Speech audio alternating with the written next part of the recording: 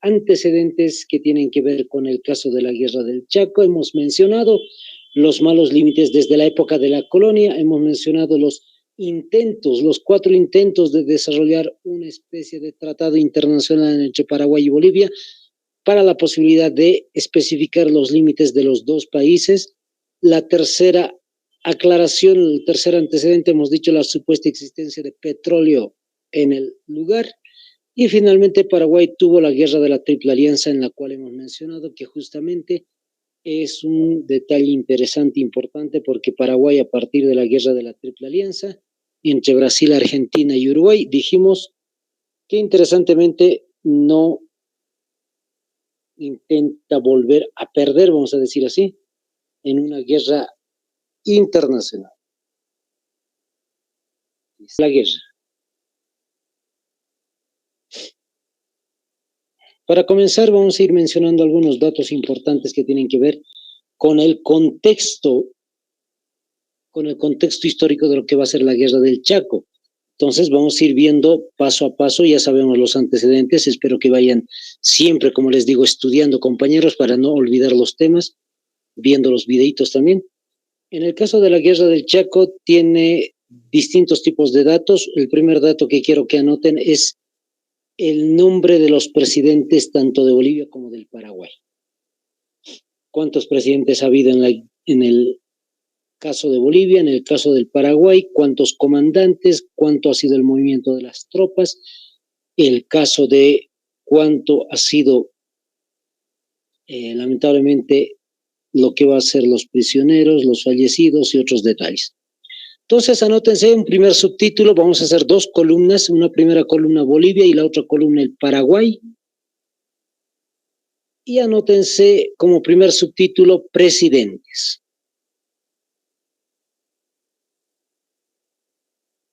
Ahí está, entonces yo creo que ya la han anotado, compañeros. En la primera columna, entonces, vamos a mencionar al personaje presidente de Bolivia, Daniel Salamanca. Daniel Salamanca va a ser presidente, por si acaso, desde el 31 hasta el 34, justo cuando se va a ir desarrollando la guerra. 31-34. Entonces, él, por si acaso, era de origen cochabambino, y el personaje, al ir postulando a la presidencia de Bolivia, va a tener la posibilidad de desarrollar un eslogan político muy importante, que al pasar de los años siempre se va recordando en la guerra, en el contexto de la guerra del Chaco. Van a notarse, hay un eslogan político, abran comillas, y este eslogan se le conoce de esta manera: hay que pisar fuerte en el Chaco. Les vuelvo a repetir, hay que pisar fuerte en el Chaco. Cierren comillas. Entonces, fíjense, esa es la frase, les vuelvo a repetir, la frase famosa, vamos a decir, con la cual Daniel Salamanca ha podido ser presidente de Bolivia en los años 1931 para adelante. ¿Está un año antes de la guerra del Chaco? Sí. ¿El eslogan político muestra relación a la guerra del Chaco? También. ¿Por qué motivos? Porque en realidad el eslogan que nos está diciendo que si es necesario hacer una guerra con Paraguay, se va a hacer. Entonces esa es la idea mencionada por Daniel Salamanca con respecto a lo que va a ser la guerra del Chaco, la posible guerra del Chaco, cuando inició la candidatura de Daniel Salamanca, y como todos ya sabemos, pues ganó las elecciones y va a ser el presidente de Bolivia. Pero como ya les comenté, mejor dicho, en el año 1934 deja de ser presidente. Eso quiere decir que en plena guerra va a dejar de ser presidente de Bolivia. Entonces va a haber un cambio de gobierno. No ha sido de forma democrática, por si acaso. El tipo de cambio de gobierno va a ser forzado en todo caso. Y el nuevo presidente, es decir, el segundo presidente después de Daniel Salamanca, va a ser José Luis Tejada Sorzano. Anótense. José Luis Tejada Sorzano. José Luis Tejada Sorzano. Los compañeros que viven en la ciudad de La Paz, aquí en el departamento de La Paz, entonces si deben conocer un poquito la ciudad de La Paz ahí, hay una zona que tiene ese nombre justamente, la Tejada Sorzano. De ahí viene el reconocimiento de este personaje, José Luis Tejada Sorzano. 1934 hasta el 36, 2 años, alrededor de 2 años va a ser presidente José Luis Tejada Sorzano, en el cual se va a ir desarrollando pues la finalización de lo que va a ser la guerra del Chaco para Bolivia. En el lado paraguayo, quiero que vayan anotando en el lado del Paraguay, en la columna del Paraguay, ¿quién ha sido presidente? Es Eusebio Ayala. Anótense, presidente del Paraguay, Eusebio Ayala. Eusebio Ayala. Entonces, es el único presidente del Paraguay. Vean la diferencia. Vamos a ir hablando después de la diferencia entre los dos países, pero vayan observando ya en los datos que hay una diferencia abismal en la política boliviana-paraguaya. 2 presidentes en la guerra del Chaco y en el caso del Paraguay solo 1. Subtítulo, coloquen comandantes. Subtítulo, los comandantes, ¿no? Entonces vamos a ir mencionando los distintos tipos de personalidades que van a pasar a lo largo de los comandantes en el caso de Bolivia y en el caso de Paraguay, respectivamente, hay un eje muy conocido en la guerra del Chaco. A modo de broma, si a modo de broma o a modo de verdad, les voy contando así como se cambia de camisa, se ha ido cambiando lamentablemente el caso de los comandantes en Bolivia. Vamos a mencionar 4 personajes principales en el área de los comandantes y vamos a mencionar el primero, anótense, Filiberto Osorio, ese es el nombre del primer comandante. Filiberto Osorio, les vuelvo a repetir, Filiberto Osorio, ese es el primer comandante del ejército boliviano. Lamentablemente, Filiberto Osorio va a hacer algunos errores en la conducción de lo que va a ser la guerra del Chaco y por ese motivo es que lo van a cambiar de inmediato, vamos a decir casi de inmediato, a el segundo personaje que les menciono ahora, José Lanza. José Lanza, entonces, es el comandante de las Fuerzas Armadas de Bolivia, después de Filiberto Osorio. José Lanza. Ahora, el tercer comandante tiene que ver un poco con el contexto boliviano. Les voy comentando un poquito del tercer personaje. Para el año 1909, más o menos, ha estado aquí en Bolivia. Para el año 1909 todavía no había comenzado la Primera Guerra Mundial. Se va desarrollando en 1910, 11, 12, 13, 14 y en el año 1914 justamente se ha hecho lo que se denomina la Primera Guerra Mundial. Para recordarles, 1914 a 1918 es la Primera Guerra Mundial. Entonces, en ese contexto, el personaje del cual les estoy hablando era de nacionalidad alemana y a él en el año 1914 para adelante, pues va a ser llamado a filas alemanas.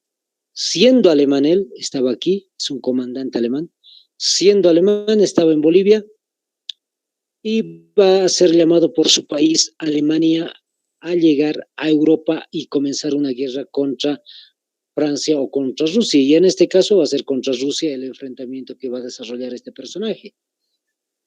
Con tal forma llega este personaje a Alemania que va a ir y derrota a un pequeño grupo del ejército ruso. Interesantemente, Alemania vence a los rusos en la Primera Guerra Mundial y posteriormente este personaje, esta noticia va a llegar pues a Bolivia y va a ser muy difundida. Ahora retornamos nuevamente al contexto de la Guerra del Chaco. Eso es lo que sucedió hace unos años atrás. El contexto de 1932-33, lo que va a ser interesante es que la población boliviana va a conocer el nombre de este personaje, de este comandante, y van a empezar a corear su nombre, vamos a decir así, la población, para que el presidente Daniel Salamanca contrate a esta persona, lo traiga, vamos a decir así, y lleve la conducción de lo que va a ser las Fuerzas Armadas bolivianas. ¿De quién estamos hablando? Anótense con H, inicia su nombre, Hans Kunt. Otra vez, con H-A-N-S, Hans, y su apellido pues comienza con la K de kilo, U, N, D y la T. Tal como se escucha, Hans Kunt.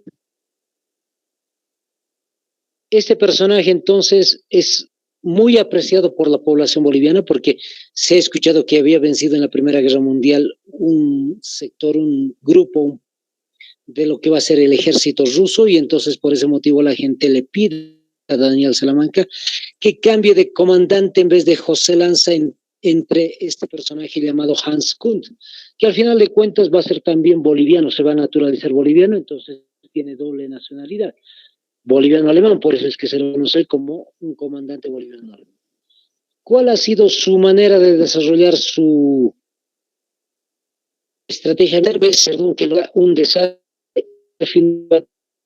también por errores de la conducción en las estrategias militares. Ahorita les voy comentando algún detalle o en algún momento del tema vamos a ir viendo algo que hizo Hans Kunt en su momento. Vamos con el último comandante de Bolivia, Enrique Peñaranda. Enrique Peñaranda entonces va a ser presidente de Bolivia en la historia de Bolivia. Es decir, ahora es comandante de las Fuerzas Armadas en el contexto de la Guerra del Chaco. Una vez que termine la Guerra del Chaco va a haber algunos militares que se van a hacer cargo como presidentes, y justamente Enrique Peñaranda va a llegar también a ser uno de los presidentes de Bolivia. Entonces, para que lo tengan ahí en cuenta, compañeros, esos son los 4 comandantes de la Guerra del Chaco. El último, ténganlo muy, muy presente porque en algún momento va a ser parte de un evento muy importante en el Chaco. Enrique Peñaranda es un personaje excepcional, vamos a decir, no sé si a modo positivo o negativo, pero muy, muy conocido en la Guerra del Chaco. Vamos al caso del Paraguay. ¿Cuál es el comandante en el caso del Paraguay? José Félix. Ese es su nombre. José Félix Estigarribia. Ese es su apellido. Estigarribia. Tal como se escucha, con G de gato, con doble R y con la B alta. Estigarribia. Les vuelvo a repetir, Estigarribia.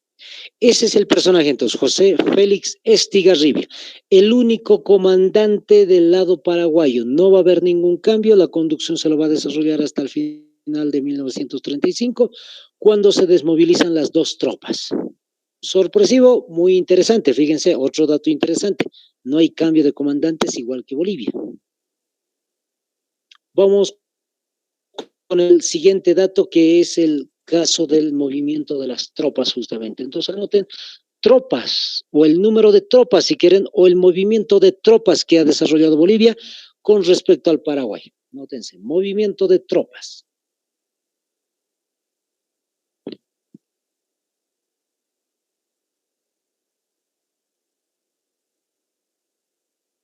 En el caso del movimiento de las tropas, entonces vayan anotándose en el lado boliviano cuántos efectivos, cuántos soldados están movilizados en la Guerra del Chaco.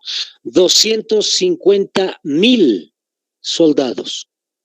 Les vuelvo a repetir nuevamente, 250,000 soldados. 250,000 soldados. En cambio, en el lado paraguayo, vamos a ver cuántos soldados ha movilizado en la cuestión de tropas del Paraguay. 150,000. 150,000 entonces el efectivo del Paraguay. Fíjense la diferencia muy abismal. 100,000 soldados menos que Bolivia tiene el Paraguay, y así nos va a derrotar, compañeros. Vamos a mencionar qué es lo que ha sucedido para que vayamos perdiendo nosotros.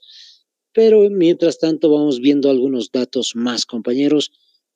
No se impresionen de los datos que van a seguir. Anótense bajas.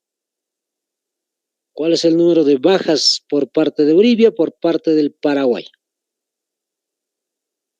¿Hay una diferencia abismal? Sí, también. Hay mucha diferencia entre Bolivia y Paraguay en la guerra. No olviden lo que les decía, entre paréntesis les voy comentando, les decía Paraguay había perdido una guerra contra la Triple Alianza, Brasil, Argentina y Uruguay, y a partir de ahí dijo Paraguay, no voy a volver a perder otra guerra internacional. Entonces, fíjense, parece ser que está desarrollando aquello que ya había cambiado en su mentalidad del Paraguay. El número de bajas por parte de Bolivia es de 60.000 soldados, un número muy, muy grande. 60.000 soldados bolivianos pues han tenido que ser dados de baja, vamos a decir, por muerte, por fallecimiento, por heridas, etcétera. En cambio, en el caso del Paraguay, lleva el número de 30.000 bajas. Igual hay una gran diferencia, compañeros. Bolivia 60.000, Paraguay 30.000. Muy menor la cantidad de soldados.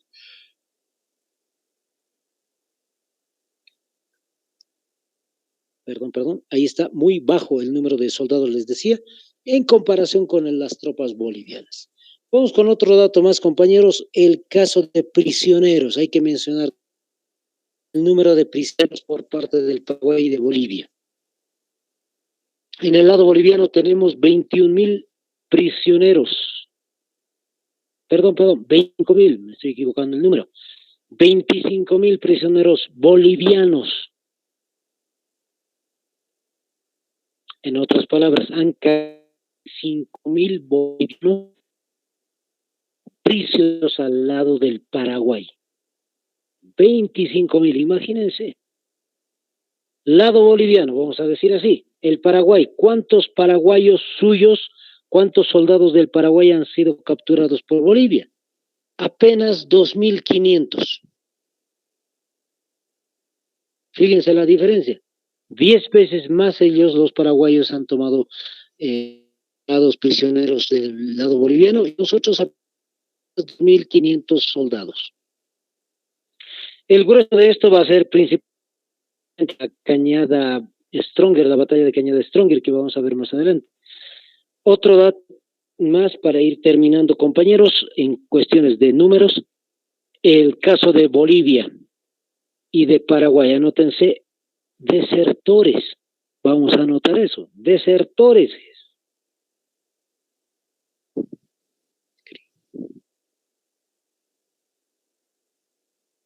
Bolivia, 6.000 desertores. Vamos a explicar el número, por qué motivo se ha dado, y es razonable en parte, no voy a decir que es al 100% justificable, pero es razonable por qué motivo las personas han ido escapando, en todo caso han sido desertores de lo que va a ser la guerra del Chaco. En el caso de Paraguay, impresionante el número, por lo menos esos son los datos específicos que se tiene de registros de Paraguay. Cero entonces el número de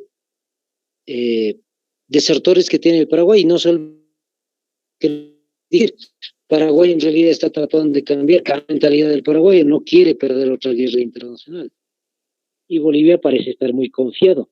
Tiene mucho más las tropas, en un momento decían 3 veces más tropas que el Paraguay. En cuestiones económicas tiene 3 veces más que el Paraguay. En cuestiones de territorio lo mismo, tiene 3 veces más territorio que el Paraguay. Pero es una guerra muy curiosa. Ahora sí, van a ir tomando nota a partir de ahora lo que les voy a ir comentando, compañeros. Seguimos un poquito con el contexto histórico de lo que va a ser la guerra del Chaco, para que me vayan entendiendo por qué motivo sucede el desastre de la guerra del Chaco. Un primer detalle en el lado boliviano tiene que ver con la política que se está desarrollando. Por si acaso, el tipo de política en Bolivia lamentablemente tiene que ver con falta de unidad. Van a ir tomando nota, como les decía. Hay falta de unidad en el pueblo boliviano. Hay partidos políticos que en algún momento van a estar en contra del presidente Daniel Salamanca. Un primer detalle, partidos políticos de oposición, si quieren ustedes. Un segundo detalle, va a haber una prensa de oposición. Entonces, esto ya estamos acostumbrados un poquito, tal vez en este contexto, en estos días, en estos años. Sí, lamentablemente en Bolivia hay prensa también de oposición que va a ir en contra del gobierno nacional, no está a favor del gobierno, tendría que estarlo en parte, pero va a estar en contra del gobierno nacional, en el caso de Daniel Salamanca. Y finalmente, regionalismo. Mucha división boliviana, mucha división de la unidad boliviana en Bolivia. Regionalismo. ¿Qué significa en el caso del regionalismo? Va a haber momentos en el cual hay zonas, hay departamentos que no le interesa lo que está pasando en el Chaco porque están muy lejos del ambiente. La Paz sí es muy importante, está muy lejos del Chaco por ser soldados.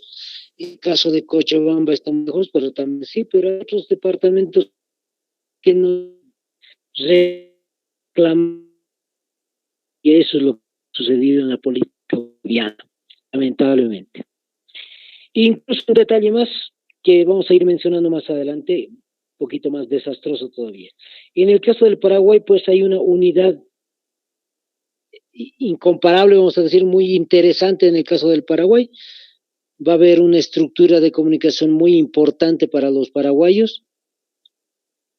Van a ir tratando de apoyar justamente a las Fuerzas Armadas del Paraguay. Incluso la sociedad civil del Paraguay va a apoyar muchísimo lo que va a desarrollar el gobierno paraguayo. Un detalle muy diferente vemos también en el caso social, no solamente en el político, este es el caso político, les decía. En el caso social hay otro detalle interesante.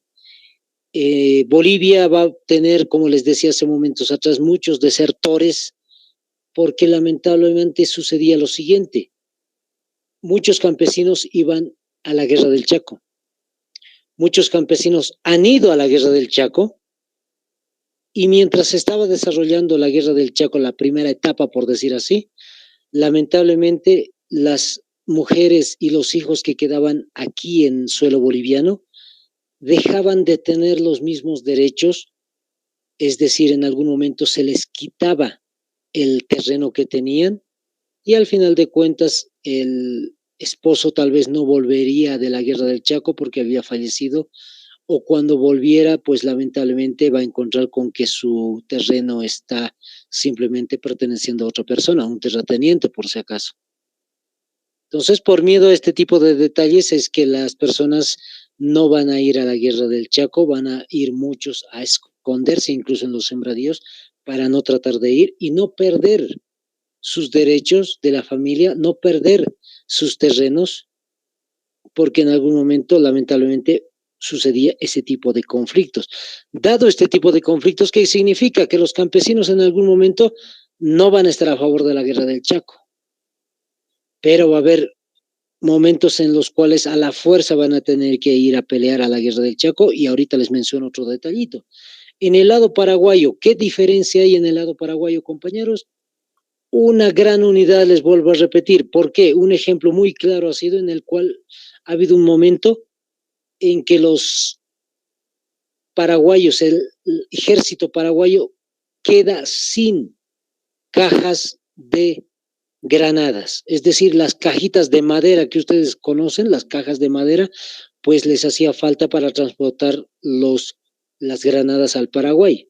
¿Qué es lo que hace la sociedad paraguaya? Pues va a traer sus mesas literales, así literalmente sus mesas van a traer de su casa y lo van a entregar a las Fuerzas Armadas del Paraguay, quienes pues van a cortar las mesas, van a tener que diseñar las cajitas para transportar las granadas. ¿Qué es lo que estamos viendo? Unidad entre la cuestión civil, la sociedad civil y las Fuerzas Armadas. Pues fíjense, hay mucha unidad en el pueblo paraguayo, a diferencia de Bolivia. Otro detalle muy interesante, importante también es la parte cultural. Ya que estamos hablando de los campesinos del lado boliviano, hay que hablar de la parte cultural. En realidad, cuando Bolivia y los campesinos, en algún caso forzados, van a tener que ir a la guerra del Chaco, ¿qué es lo que van a encontrarse allá? La realidad boliviana. Alguien creo que lo mencionaba de esa manera, van a encontrar la realidad nacional en el sentido de que unos son aymaras, otros son quechuas, otros posiblemente son de otras nacionalidades, qué sé yo, guaraníes, mojeños, chiquitanos, son de distintos tipos de idiomas, eso es lo que me estoy refiriendo. No se van a poder entender en algún caso. Imagínense ese embrollo en el cual una persona simplemente habla aymara y el otro habla quechua, saben muy poco de castellano, entonces en el campo de batalla tienen que tratar de apoyarse, pero no saben cómo desarrollar un tipo de comunicación entre ellos. A diferencia del Paraguay, vámonos al lado del Paraguay, el tipo de cultura que tiene el Paraguay es guaraní. Sus oficiales saben guaraní. Quizás posiblemente en los altos mandos bolivianos no hay eso.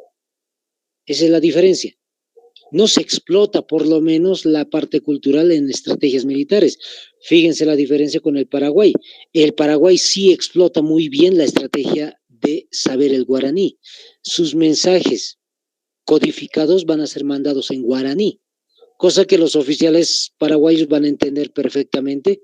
Las tropas también lo van a entender perfectamente del Paraguay, a diferencia de Bolivia. Bolivia pues no tiene posibilidades de hacer posiblemente claves específicas que no sean en castellano. Es decir, no hay en aymara, no hay en quechua, no hay en guaraní y lamentablemente perdemos la posibilidad de mandarnos comunicaciones de ese estilo. Ya que estamos hablando de estrategias, hay que hablar también un poquito de los militares. Hemos mostrado los comandantes, hemos dicho los nombres de los comandantes de Bolivia, 4 en total, y del Paraguay solamente 1. En el caso del Paraguay, compañeros, ¿por qué tiene solamente 1? Mucha unidad de las Fuerzas Armadas, sí, mucha disciplina también, pero la diferencia está en esto. Los comandantes bolivianos han tenido estudios superiores, vamos a decir, en Estado Mayor, superiores en estrategia militar, en Argentina y Chile. Interesante, los bolivianos tienen cursos de estrategia militar en Argentina y Chile. En cambio, los paraguayos, los comandantes paraguayos, tienen sus cursos de estrategia militar en Argentina, en Chile, pero también en Francia, en Alemania, en Europa. Entonces, fíjense la diferencia que hay entre los dos tipos de fuerzas armadas, específicamente en estrategias militares. Paraguay tiene estrategias militares muy modernas, a diferencia de Bolivia. Bolivia va a tratar de imitar muchas de estas estrategias, pero no lo va a lograr. En cambio, el Paraguay lo que está haciendo es estrategias militares que se van a utilizar después en la Segunda Guerra Mundial, para que vean la diferencia entre los dos tipos de ejércitos o fuerzas entre los dos países. Entonces, ese es el contexto en el cual se está desarrollando justamente la Guerra del Chaco, en la cual se va a desarrollar la Guerra del Chaco. Ahora sí, vamos mencionando, compañeros, un primer detalle. Tal vez estaban comiendo ansias, ¿qué momento vamos a comenzar el tema? Ahí está, 15 de junio del año 1932, entonces va a comenzar la guerra por parte de Bolivia contra el Paraguay. 15 de junio de 1932, ¿qué es lo que Bolivia va a hacer? Va a tomar los fortines Carlos Antonio López. Vayan tomando nota, compañeros, en su cuaderno. Ese 15 de junio, específico 15 de junio, se ha tomado Carlos Antonio López, que es un fortín. Ahora, para especificar, ¿qué entendemos por fortín? Es una base militar paraguaya allá en el Chaco. Bolivia también lo tiene. Es una avanzada, si quieren ustedes, del ejército paraguayo en territorio del Chaco. También lo tiene Bolivia. Eso es un fortín, una especie de cuartel, una especie de base militar, una especie de avanzada, pero que tiene un terreno específico, es decir, es un regimiento, si quieren ustedes, un pequeño batallón puede ser también. Están tropas ahí reunidas. No sé si alguna vez han visto un regimiento, un cuartel. Estoy hablando con compañeros que están postulando al área policial militar, yo sé que de seguro lo han visto. Entonces, imagínense, ese tipo de regimientos existían en el Chaco y muchos regimientos, porque como están observando, a partir del 15 de junio Bolivia va a iniciar este conflicto. Y a medida que va tomando, como están viendo ahí, entre el 27, 28 y 31 de junio de 1932 está tomando Corrales, Toledo y Boquerón. Boquerón específicamente es el 27, 28 y 31, son 3 días de toma de Boquerón. Para que me entiendan, Boquerón le pertenece al Paraguay. Boquerón es paraguayo, es un regimiento, es una avanzada, es un cuartel, si quieren, es un fortín paraguayo, de origen paraguayo el Boquerón. ¿Qué es lo que va a suceder? En estos días 27, 28, 31, Bolivia ataca el fortín Boquerón y lo va a tomar. El primer golpe lo ha dado Bolivia, interesantemente. A partir de ese momento, ¿qué es lo que Paraguay va a empezar a mandar notas al gobierno boliviano para que el conflicto cese, para que busquemos, vamos a decir así, busquen un tipo de solución que sea diplomática y no por la guerra. E interesantemente, Paraguay está haciendo eso casi alrededor de un mes entero, vamos a decir así. Está enviando notas a Bolivia y Bolivia está, pues posiblemente tratando de entender lo que Paraguay está haciendo. Pero ¿qué es lo que está haciendo en realidad Paraguay? Está ganando tiempo. En realidad, cuando está ganando tiempo, ¿qué está haciendo? Está esperando las armas que vienen de Europa por el lado del Brasil. Hasta que lleguen las armas está pasando un mes entero.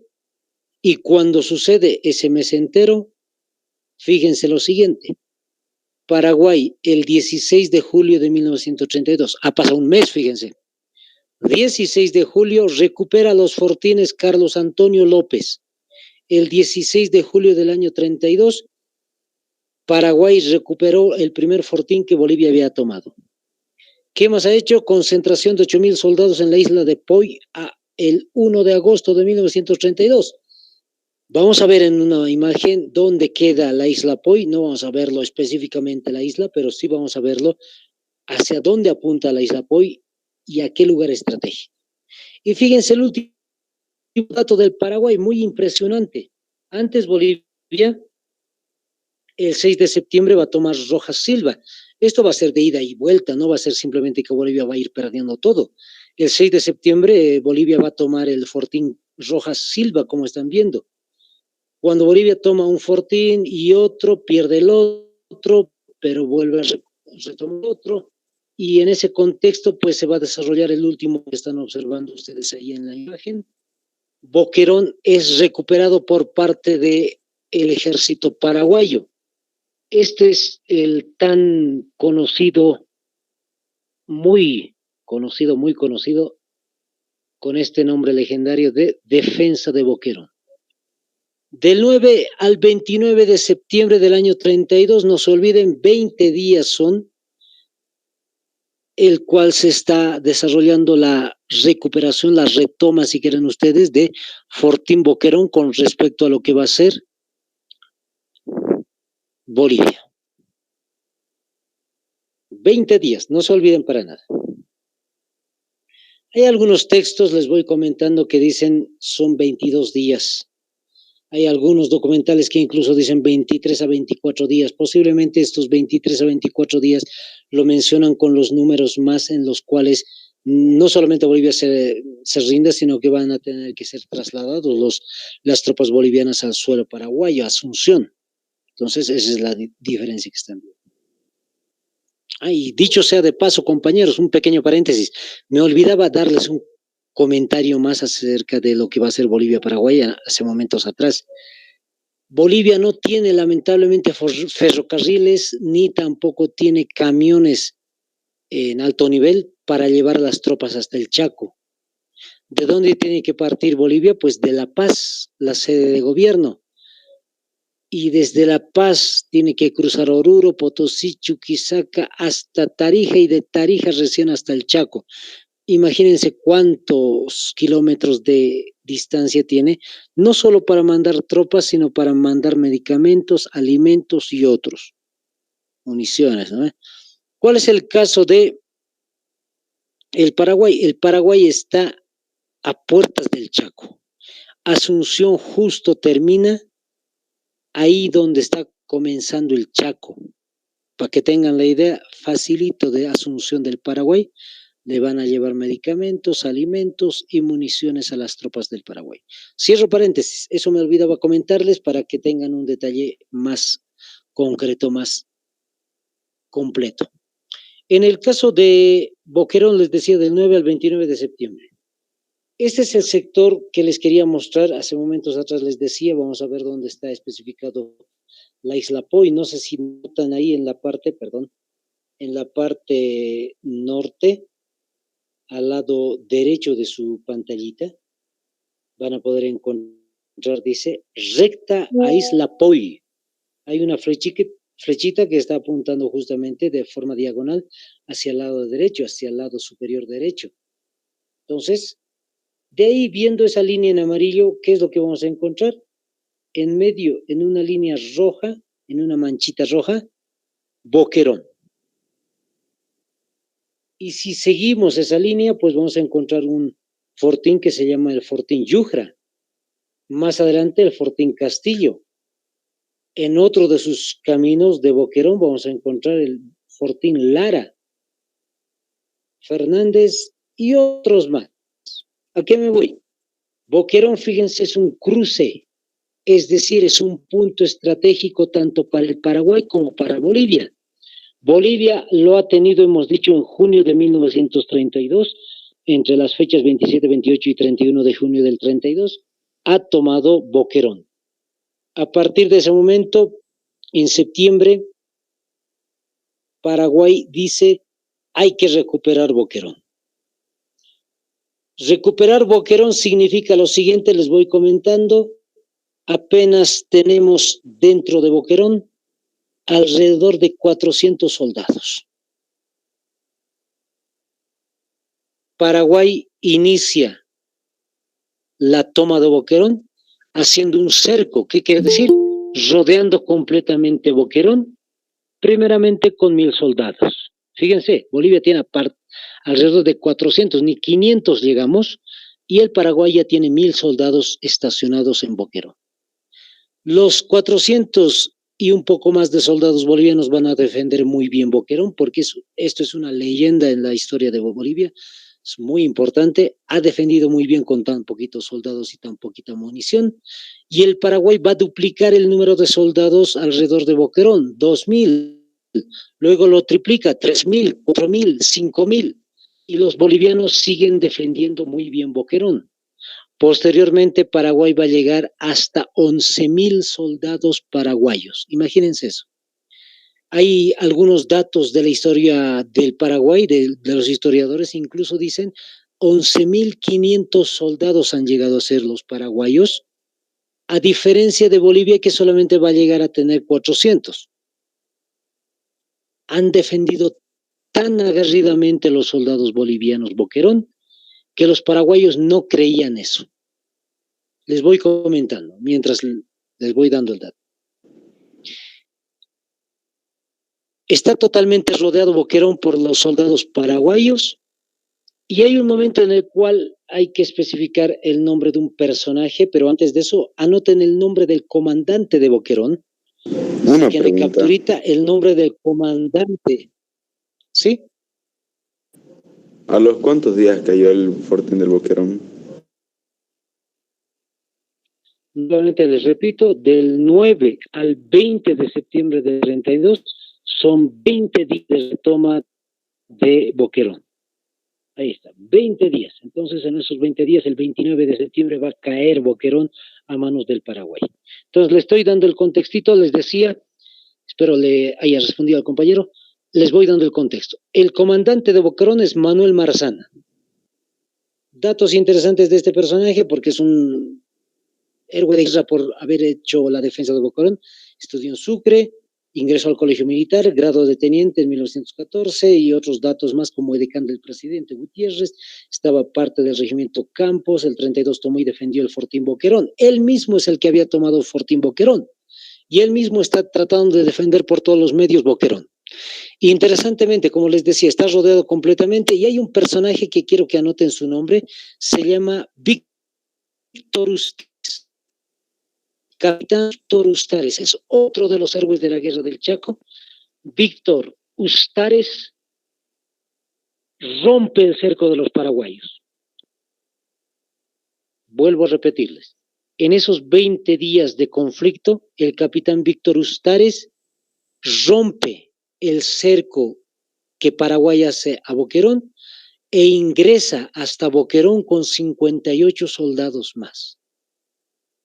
Entonces, 58 soldados han ingresado a Boquerón y van a seguir defendiendo Boquerón con la poca munición que tienen, con los pocos alimentos, con el poco líquido, el agua. El agua es un tesoro allá en el Chaco. Es conflictivo. Bolivia va a tratar de apoyar al ejército que está en Boquerón, pero hay uno de los mensajes ahí que dentro de lo que va a ser el contexto de la guerra le dice el comandante de Bolivia a Marzana, dure unos días más. No me acuerdo el número de días exactos que le había dicho, pero dure un poco más y va a ingresar más tropas de Bolivia, pero lamentablemente es imposible tratar de durar más en el tiempo. Interesantemente, les comentaba, Víctor Ustares ingresa, las tropas bolivianas van a tratar de defender todo, van a pasar aviones por encima de Boquerón, aviones bolivianos, van a tratar de dejarles alimento a los soldados de Boquerón, pero como es un avión, no es un helicóptero, compañeros, el helicóptero se puede mantener en un sitio específico y mandar tropas, bajar tropas o alimento, medicamento, municiones, pero como eran aviones simplemente, han tenido que tratar de hacer algún cálculo para que los bultos, las mochilas, vamos a decir, las encomiendas que mandaban las tropas bolivianas al Boquerón, no quedaran del lado paraguayo. Y lamentablemente, aunque parezca un poco anecdótico, lamentablemente muchos de las municiones, alimentos que va a pasar por aviones Bolivia, le va a llegar al Paraguay. ¿Qué quiere decir? Que todavía van a tener más municiones el Paraguay, va a tener más alimento, más medicamento en contra de Boquerón. Al final de cuentas, Manuel Marzana va a sacar una tela en blanco. Hay historias que dicen que en realidad no se ha rendido. Era una bandera de tregua, es decir, un momento de descanso, si quieren ustedes. No estaba pidiendo rendición. Sacó la bandera en color blanco y lamentablemente, pues, los paraguayos han entendido que se está rindiendo. Ingresaron los paraguayos hasta el sector de Boquerón y ahí al interior de Boquerón, o antes de que ingresen los paraguayos, esperan los paraguayos que salgan los bolivianos. Y ahí es donde se va a desarrollar una de las cosas más asombrosas. Los paraguayos, por lo menos el comandante Félix Estigarribia piensa que hay por lo menos 1,500 soldados. Salen los soldados y son menos de 500, perdón, 466 sobrevivientes. Pueden anotar el número si quieren ustedes, 466 el número de soldados que al final va a quedar vivo. Entonces, es impresionante porque incluso el presidente del Paraguay va a decir, los soldados han peleado con tal bravura y esto lo van a saber en medios de comunicación a nivel internacional. Tan pocos bolivianos con tantos miles de paraguayos y no han podido vencer los paraguayos. Se desarrolla este dato entonces muy importante, la caída de Boquerón, que va a ser un caso estratégico, y luego se va a desarrollar otro detalle importante que están observando, el 7 de noviembre de 1932, la batalla de Kilómetro 7. En la batalla de Kilómetro 7, interesantemente, Bolivia vence.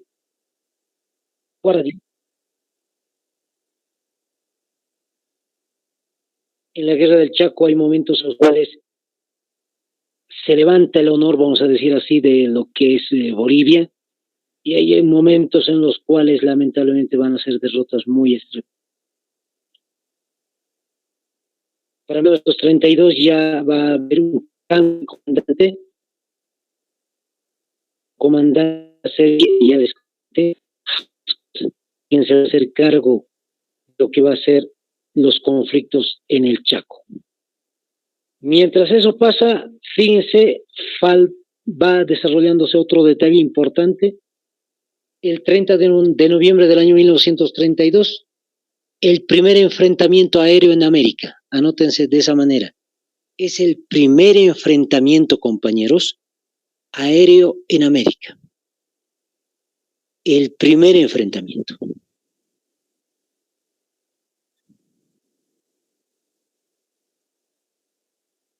Los aviones se utilizaban en Sudamérica y específicamente en la Guerra del Chaco solamente para reconocimiento del terreno, es decir, simplemente iban de un punto en el aire para observar si las tropas del Paraguay o las tropas de Bolivia se mueven por ese sector, si hay algún regimiento que está tal vez con muy pocas defensas, con muy pocos soldados, para ir atacando ese sector.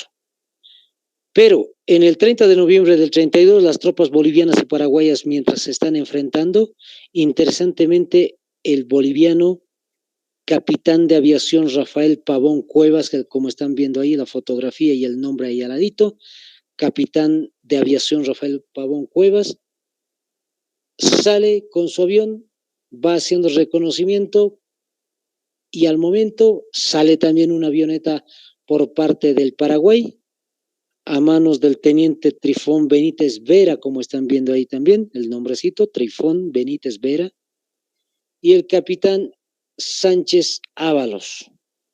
Hay un capitán que se llama Ramón Ábalos Sánchez.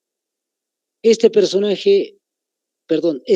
tipo de modelo de avión es para piloto y copiloto en el caso del Paraguay. Por eso hay teniente Trifón Benítez Vera y un capitán llamado Ramón Ábalos Sánchez. Mientras que en el caso de Bolivia solamente el modelo del avión es para un piloto, para el personaje Rafael Pavón. Se desarrolla el conflicto en el aire e interesantemente lo que va a suceder es que el boliviano hace algunas estrategias en el aire, algunas piruetas en el aire e interesantemente dispara al capitán que era el copiloto. Y de tal manera que va a fallecer lamentablemente el capitán Ramón Ábalos Sánchez del Paraguay. Se queda solito el teniente Trifón Benítez Vera como piloto de la aviación y entonces van continuando el tratar de alcanzar un avión al otro, el tratar de derribar un avión al otro. E interesantemente otra vez Rafael Pavón hace otra de sus piruetas importantes, de tal manera que dispara a la avioneta del Paraguay, lo hiere, vamos a decir así, le da un tiro de gracia, cosa que el teniente no puede continuar manejando el avión y se estrella. Entonces, ahí está, uno de los detalles interesantes, no se van a olvidar, en este primer enfrentamiento aéreo en toda América, Bolivia vence. El héroe de guerra, Rafael Pavón Cuevas.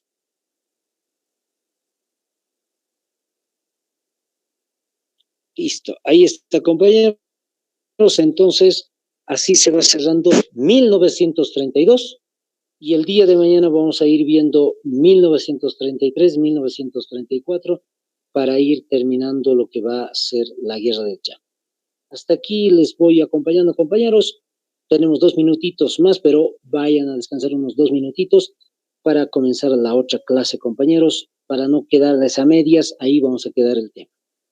Bendiciones, compañeros.